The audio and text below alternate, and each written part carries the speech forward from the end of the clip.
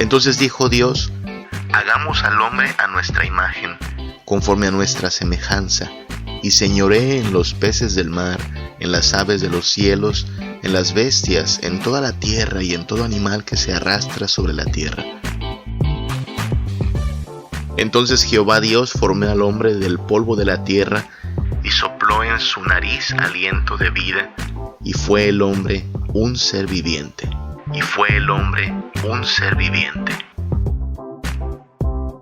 Y Jehová Dios plantó un huerto en Edén, al oriente, y puso allí al hombre que había formado. Y creó Dios al hombre a su imagen. A imagen de Dios lo creó, varón y hembra los creó. Y los bendijo Dios y les dijo: fructificad y multiplicaos, llenad la tierra y sojuzgadla, y señoread en los peces del mar, en las aves de los cielos, y en todas las bestias que se mueven sobre la tierra. Catecismo de Heidelberg, pregunta número 6. ¿Creó pues Dios al hombre tan malo y perverso? No. Al contrario, Dios creó al hombre bueno, haciéndolo a su imagen y semejanza, es decir, en verdadera justicia y santidad, para que rectamente conociera a Dios, su Creador, le amase de todo corazón, y bienaventurado viviese con él eternamente, para alabarle y glorificarle. Y vio Dios todo lo que había hecho, y he aquí que era bueno en gran manera.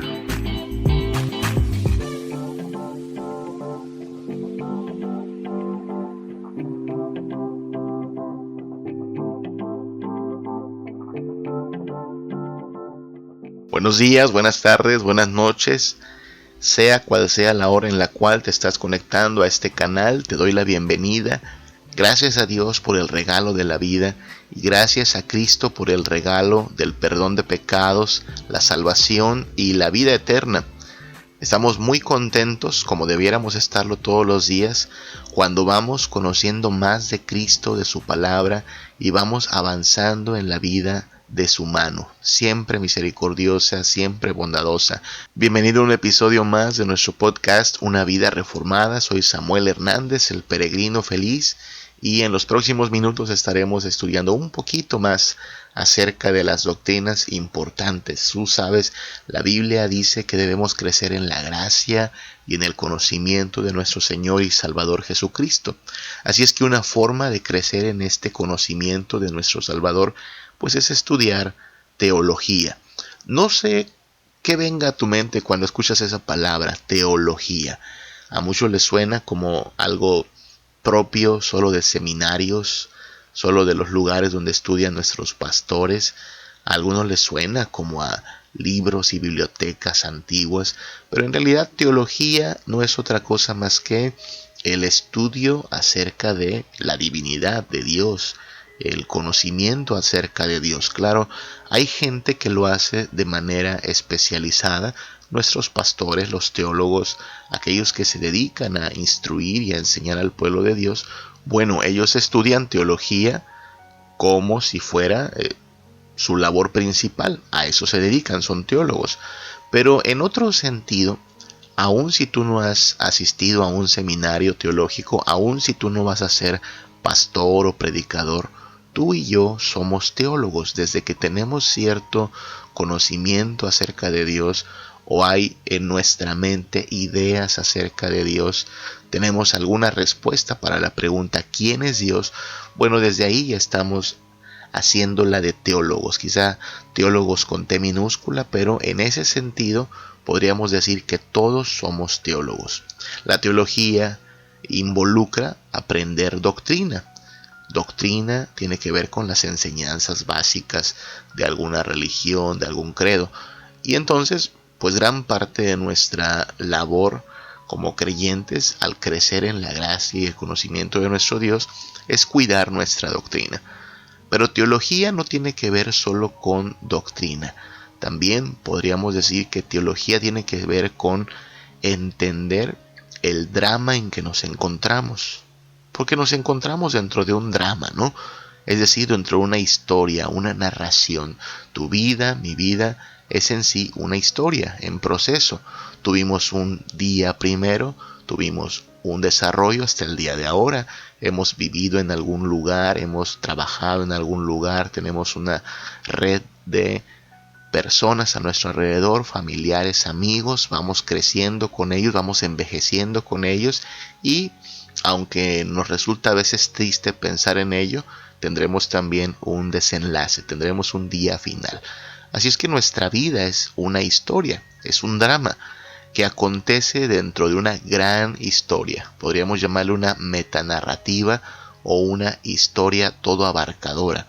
La creación misma tuvo un inicio, un día primero, y lo que estamos haciendo es esperar también el regreso de Cristo, que será el que le ponga fin a esta parte de su historia. La historia no acaba con el regreso de Cristo. La venida de Cristo, bueno, le pondrá fin a esta parte de la historia tal como la conocemos, pero nosotros sabemos por las mismas palabras de Cristo y de sus escrituras que después de que Él venga y juzgue a los vivos y a los muertos, hará nuevas todas las cosas y por los siglos de los siglos viviremos en un cielo nuevo y en una tierra nueva. De manera que la historia no va a terminar, la historia va a cambiar, por así decirlo, hacia otra página, hacia otro capítulo, y se van a poner las cosas muy, muy interesantes para el pueblo de Dios. Pero estamos de este lado de la historia. Y de este lado de la historia las cosas no van siempre bien, al menos no desde nuestra perspectiva. Ocurren tragedias, tenemos problemas, carencias, el pecado que en sí ya nos da bastante lata. Y por eso nuestra doctrina tiene que involucrar no solo la respuesta de Dios a nuestras necesidades, a nuestros problemas, sino principalmente comenzar por las malas noticias, mostrarnos nuestra miseria, mostrarnos nuestra terrible condición. Es por eso que a esta serie le hemos llamado Agridulce, porque el Evangelio y la doctrina bíblica, así como nos brindan consuelo y esperanza, lo primero que sabemos en sí no es acerca de las buenas noticias, sino que primero tenemos que enterarnos de las malas noticias, que somos criaturas débiles, torpes, incapaces de hacer algo por salvarnos, sin mérito alguno, camino al infierno, bajo la ira de Dios. Esas son bastantes noticias malas, ¿no? Y esas noticias pues saben amargas, son dolorosas. Y entonces el Evangelio nos expone la bondad de Dios al enviar a su Hijo Jesucristo a morir por nosotros, a ser nuestro sustituto y librarnos así de la ira, del infierno y de la condenación. Primero las malas noticias, después las buenas noticias. Y en este estudio hemos estado considerando algunas preguntas del catecismo de Heidelberg, un catecismo de hace ya bastantes siglos, un catecismo de la Iglesia Reformada, pero que nos va revelando poco a poco no solo la doctrina, sino también el drama en que nos encontramos. Recuerda que la pregunta número 1 es una pregunta acerca de nuestro consuelo, ¿no? ¿Cuál es tu único consuelo tanto en la vida como en la muerte? ¿Qué te parece? Ya desde ahí está hablando de nuestra historia. Entre que naces y que mueres, ¿cuál es el sentido de esto? ¿Qué consuelo dirige tu vida? La respuesta es una respuesta muy devocional, ¿no? Que yo en cuerpo y alma no me pertenezco a mí, sino a mi Señor, quien murió por mí, quien me cuida, de tal manera que no pasa nada si no es por su voluntad. Antes Él busca mi bendición. Estoy resumiendo esa respuesta. Y bueno, ya que hablamos de ese consuelo que tenemos tanto en la vida como en la muerte, la segunda pregunta del catecismo es, entonces, ¿qué cosas debes saber para que gozando de esta consolación puedas vivir y morir dichosamente? Es decir, ¿cómo funciona este consuelo entre tu nacimiento y tu sepulcro? ¿Cómo funciona este consuelo? ¿Qué cosas debes saber para sacar provecho de este consuelo? Y la respuesta fue 3 cosas. Primero, lo amargo, ¿no? Cuán grandes son mis pecados y miserias. Segundo, ¿de qué manera puedo ser librado de ellos? Es decir, del pecado y de la miseria. Y lo tercero, la gratitud que le debo a Dios por su redención. 3 cosas. Estamos recordando esto porque a partir de esta respuesta se irá desarrollando el catecismo de Heidelberg. Cada una de las preguntas es una respuesta a estos 3 asuntos. Primero, cuán grandes son nuestros pecados y miserias. Entonces, lo primero que nos va a ir diciendo el catecismo es acerca de nuestro pecado, nuestra miseria, nuestra condición, las malas noticias. Segundo, ¿de qué manera puedo ser librado de ellos? Y habrá toda una sección del catecismo que nos hable de eso. Lo que hizo Dios para librarnos de nuestros pecados y de la miseria. Y tercero, la gratitud que debo a Dios por su redención. Habrá una sección también para esto, donde en el catecismo de Heidelberg se nos explique cómo, ya redimidos por Cristo, ya habiendo dado ese trago amargo de las malas noticias, pero habiendo recibido el dulce sabor del Evangelio, cómo vivimos de Cristo hacia adelante, cómo vivimos pues en respuesta a tanto amor. Esa es la estructura que va a seguir el catecismo de Heidelberg. Y mira, tan es así que la siguiente pregunta, la pregunta número 3, comienza por esa primera parte, lo primero que son las malas noticias, ¿no? ¿Cómo conoces tu miseria? ¿Cómo conoces tu miseria? Y ya hablamos de eso en episodios anteriores, de cómo conocemos nuestra miseria. La conocemos por la ley de Dios, ¿no? La ley de Dios que nos juzga, que nos condena porque somos transgresores de la ley de Dios. Y luego la pregunta número 4, ¿qué pide la ley de Dios de nosotros? ¿Te acuerdas qué pide? 2 cositas. Jesús la resumió toda la ley en 2 cositas. Amarás a Dios por sobre todas las cosas y a tu prójimo como a ti mismo. Muy sencillas, pero nada fáciles. Decíamos, las cosas pueden ser sencillas, pero no por ser sencillas son fáciles. Y no nos van a ser fáciles porque nosotros no podemos obedecer perfectamente la ley de Dios. De hecho, la pregunta número 5 dice, ¿puedes cumplir todo esto perfectamente? ¿Puedes con estas 2 sencillas cositas? No, la respuesta es no puedo. ¿Y por qué no puedo? Bueno, porque hay una tendencia natural al pecado, porque por naturaleza estamos corrompidos. También una palabra que funciona allí es depravado, pero depravado suena algo así como algo asqueroso, totalmente sucio y putrefacto, ¿no? Y bueno, aunque no queremos suavizar la gravedad del pecado, lo que decimos es que el ser humano está depravado en el sentido de que está torcido, dañado, afectado, de manera que nada de lo que hace es perfecto. Otra palabra que sirve es la palabra depravado entonces, ¿no? Corrompido también sirve mucho, que habla de esa pues falta de perfección del ser humano. No quiere decir que obramos tan mal como podríamos obrar, es decir, tú y yo podríamos hacer cosas peores de las que hacemos, pero no las hacemos porque algo, Dios a fin de cuentas, nos pone restricciones, ¿no?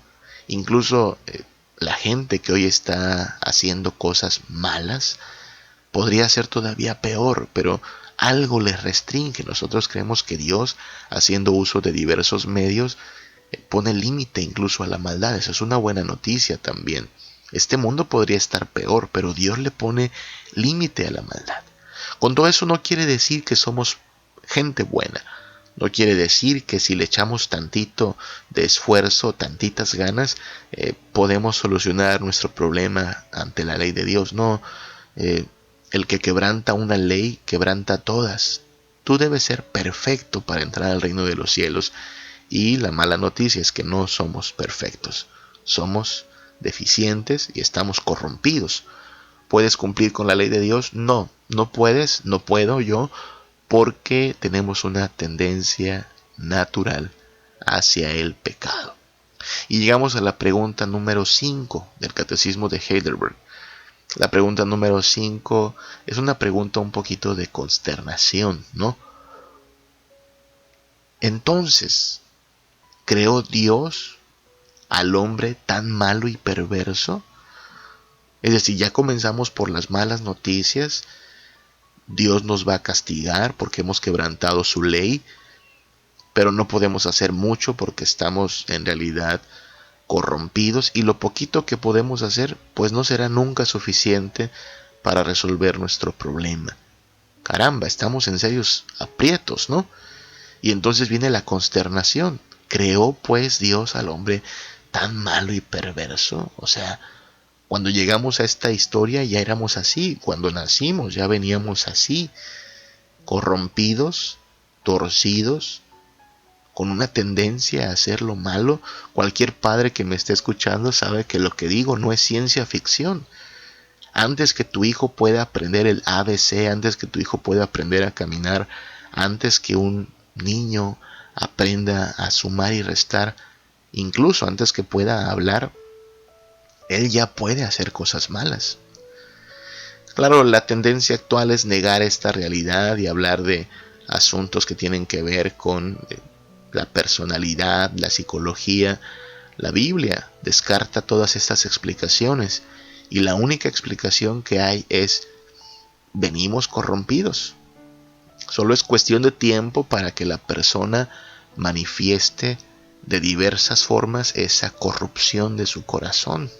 Y claro, parece que nos podemos portar más o menos bien, con cierta moral, con ciertos buenos modales, pero tú y yo sabemos que la moral y los buenos modales no eliminan la corrupción de nuestro corazón. Somos malos, muy malos, y a veces incluso nuestra maldad llega a tener niveles de espanto, de preocupación. Cuando tú ves que la gente es capaz de atrocidades, dices: ¿de dónde sale toda esa maldad?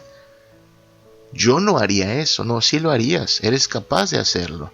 No sé si has visto alguna vez las noticias con gente que asesinó a sus hijos, que violó a una dama, a una personita indefensa, gente que envenenó la comida para matar a alguien, y nos horrorizan esas noticias y decimos: guay, pero esa gente que está loca. No, no tienes que estar loco para hacer esa clase de maldades.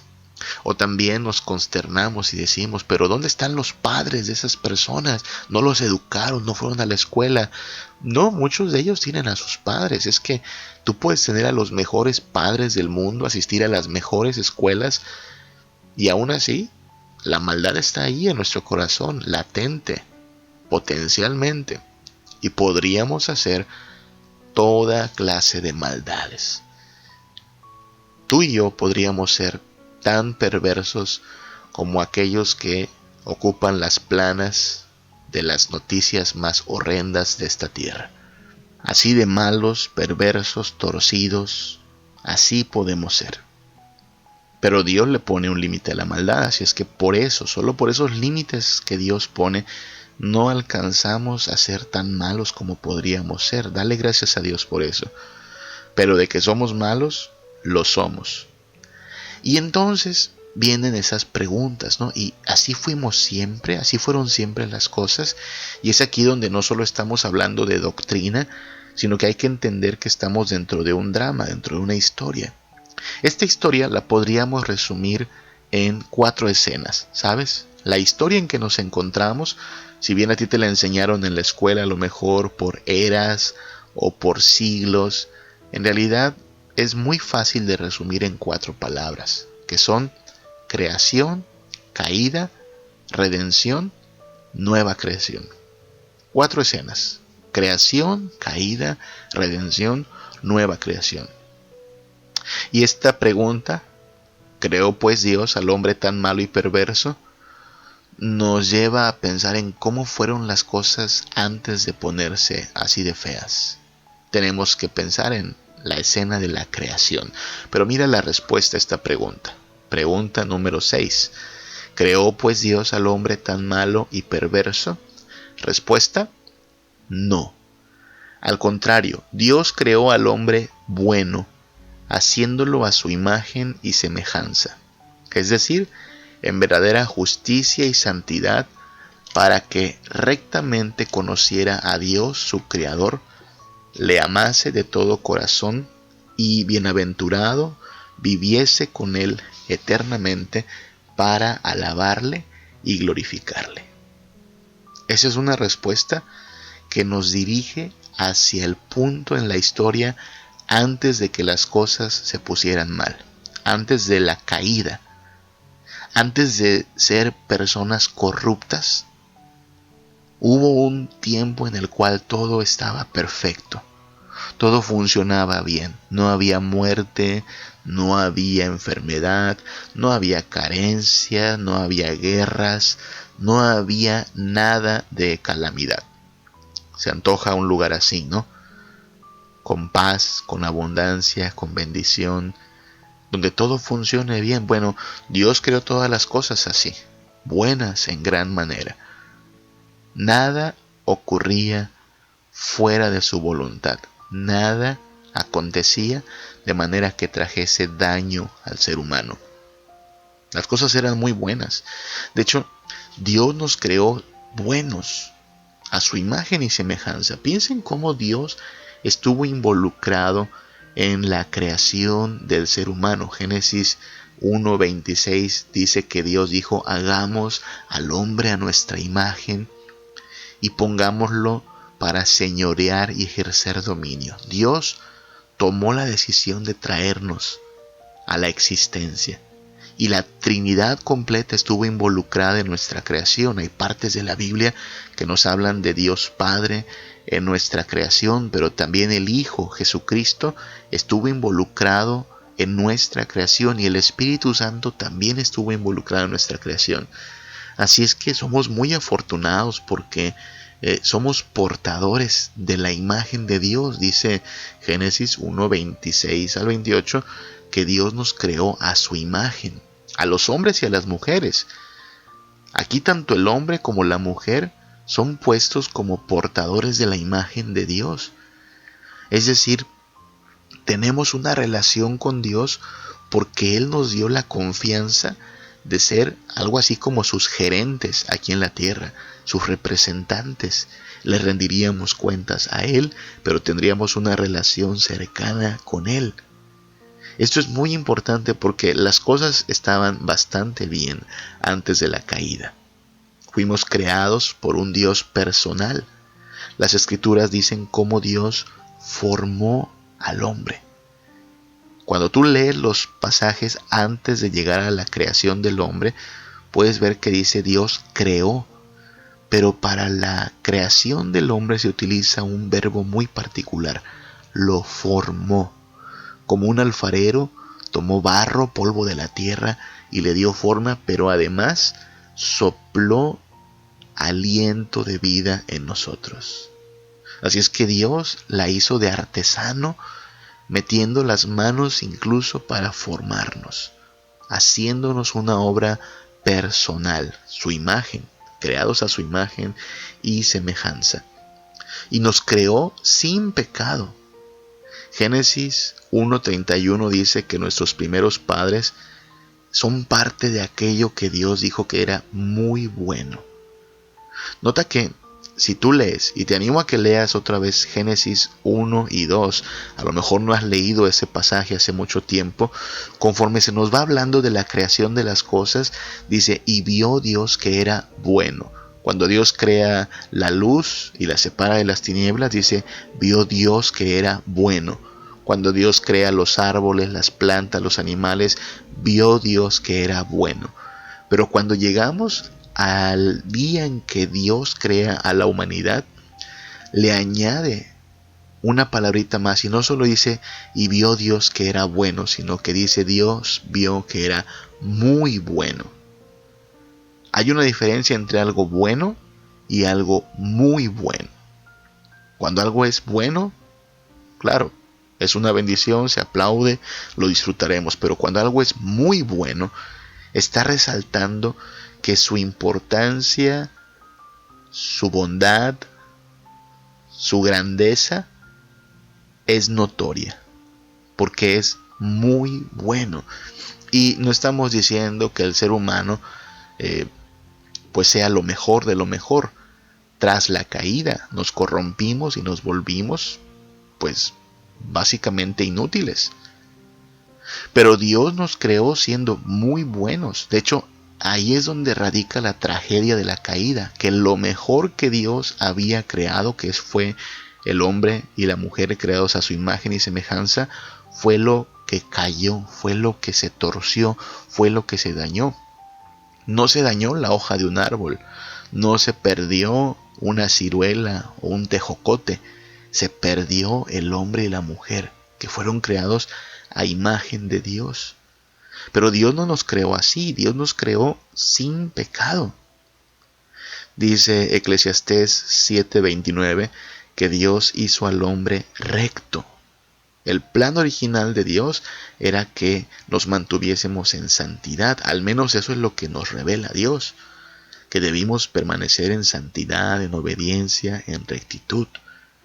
Son por los efectos del pecado y la maldición que se evidencia que ya no somos así. Pero el pecado y la maldición no fueron parte del mundo creado por Dios. Claro, en otro episodio tendremos que hablar que nada acontece como un accidente, que nada acontece por casualidad y que Dios sabía muy bien lo que iba a pasar. Pero estamos hablando apenas de la primera escena, y en la primera escena todo es bueno. Dios no nos creó siendo malos y perversos. Esa es la pregunta del catecismo, la pregunta número 6, ¿no? ¿Nos creó Dios así tan malos y perversos? No, de ninguna manera.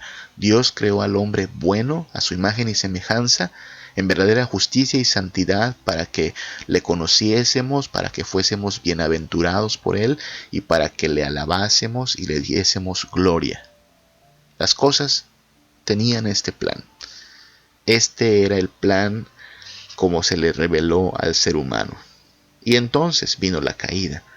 Pero Dios nos creó para bendecirnos, no para maldecirnos. La Biblia nos revela una y otra vez que Dios es un Dios bueno, que no tenemos que andarle pidiendo algo porque Él nos va a proveer para todo, que no tenemos que hacer méritos para que nos bendiga, porque Él nos bendice por su sola misericordia y se deleita en hacernos bien, y lo hace aun cuando no se lo pedimos. Así es que página tras página de la Biblia, lo que veremos es que se nos revela a un Dios de misericordia, de bondad, de paciencia, que no nos bendice de a poquito, sino a manos llenas. También debemos recordar que hay una diferencia, precisamente en la manera en que fuimos creados, porque los animales fueron hechos según su género, pero nosotros fuimos creados a imagen de Dios. Somos únicos en ese sentido. A diferencia de los animales y a diferencia del resto de la creación, nosotros fuimos creados para tener una relación directa con Dios.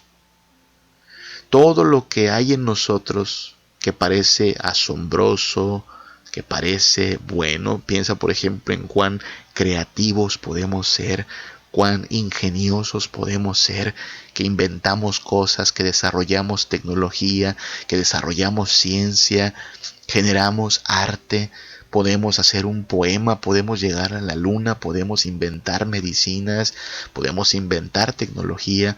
Todo eso, claro, es para decir, wow, qué grande es el hombre. Pero hay que recordar que la grandeza del hombre solo apunta hacia la grandeza de alguien mayor y superior que es Dios.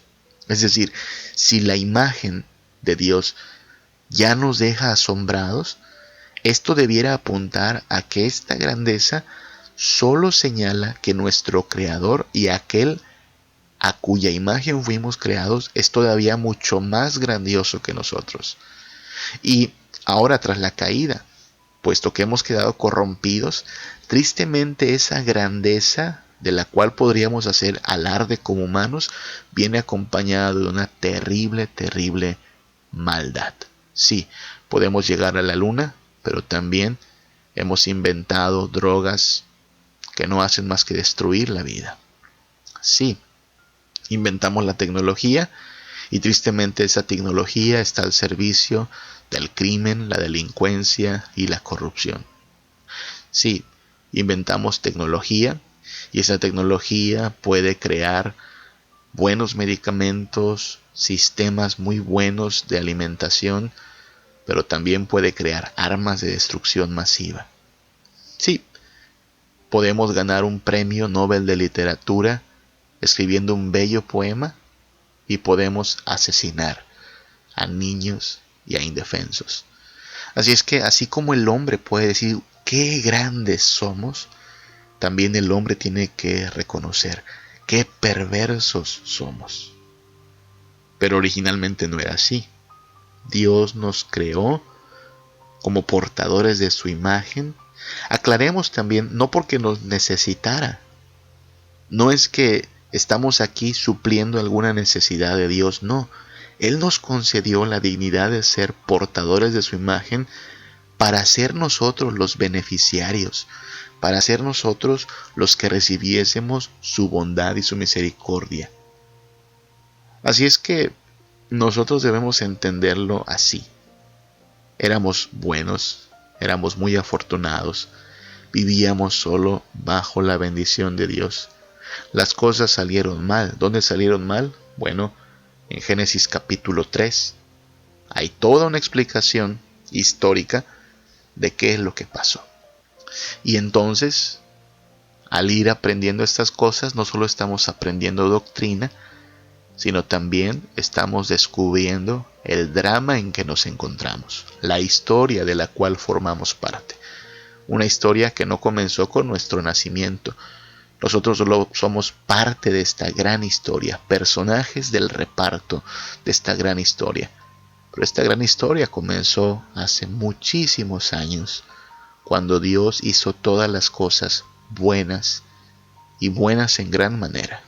En esa escena perfecta llamada creación, donde todo funciona bien, donde no hay problemas, donde no hay maldad, no se ha dicho una mala palabra todavía, no se ha derramado sangre, no ha ocurrido la muerte, no hay coronavirus, no hay pandemias. Todo estaba muy bien. ¿Qué nos pasó? La caída, eso nos pasó. Y hablaremos en otro episodio de ello y de lo terriblemente problemático que se volvió desde entonces vivir en esta historia. Pero hay una tercera escena, una escena de esperanza que se llama redención. El Hijo de Dios se hace como uno de nosotros para revertir todo el problema generado por nosotros mismos en la caída y para hacer nuevas todas las cosas. Y esa será la última escena de esta parte de la historia. Nueva creación. Esperamos cielos nuevos y tierra nueva. Y no va a ser igual a lo que se perdió allá en Edén, en Génesis capítulo 3, sino que según la Biblia, todo parece indicar que será mejor. Porque Dios no va a hacer las cosas iguales, las va a hacer mejores. Eran buenas en gran manera. Nosotros lo echamos a perder y Él hará nuevas todas las cosas. Y tendremos paz y dicha. Y seremos afortunados si somos creyentes en Jesucristo, porque solo a los creyentes en Jesucristo se les da esta promesa y esta esperanza. Así es que a partir de aquí estaremos hablando un poquito más de este relato bíblico que se resume en estas 4 escenas: creación, caída, redención, nueva creación. En este punto de la historia nos encontramos después de la caída, pero también en el proceso de redención. Así es que por eso las noticias son agridulces. Primero las malas noticias. Y las malas noticias son que por nuestra corrupción, por nuestro pecado, nos merecemos el infierno. Las buenas noticias son que Dios emprendió un plan para salvarnos. Su Hijo vino a rescatarnos, ocupó nuestro lugar en la cruz bajo la ira y próximamente regresará y habrá resurrección de aquellos que murieron en Él y reinaremos con Él. Esas son noticias muy, muy buenas. No siempre fue así. Alguna vez solo hubo paz y todo funcionaba perfectamente bien.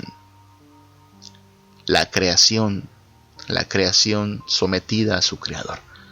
No siempre fuimos malos y perversos, y la buena noticia es que no siempre seremos malos y perversos. Algún día Dios nos librará de toda maldad, de toda inclinación al pecado. Ya lo ha hecho, o ha comenzado a hacerlo, a partir de que nos ha dado a su Espíritu y su palabra. Con ello, los cristianos han empezado a entender cómo luchar contra el pecado, contra la corrupción y contra la maldad. Por eso rogamos en la oración del Padre Nuestro: no nos dejes caer en tentación, mas líbranos del mal. Ya tenemos el principio activo de su palabra y su Espíritu. Pero luchamos contra el pecado, luchamos contra la maldad. Y esperamos el día en el cual seremos totalmente libres de toda esta presencia e influencia del mal, porque entonces volveremos a ser totalmente buenos, sin tendencia alguna al pecado, sin problemas con la tentación, porque incluso ya no habrá tentador. Todo será hecho nuevo. Todo volverá a estar bajo la plena bendición de Dios, en su presencia, gozando de la dicha plena y de las abundantes delicias a su diestra.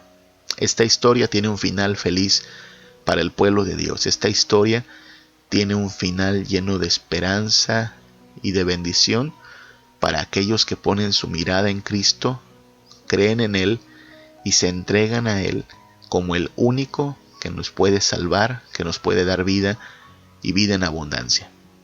La historia acaba bien. Tengamos pues esperanza y avancemos poniendo la mirada en Cristo, el autor y consumador de nuestra fe. Que el Señor te bendiga y que el Señor te guarde. Cuando pienso en tu amor tan bello y te veo a ti en santidad, y tu divinidad excede las riquezas de este mundo. Cuando te siento en mi corazón, cuando me llamas con tu amor, cuando todo está como a la sombra al lado de tu luz, te adoro a ti.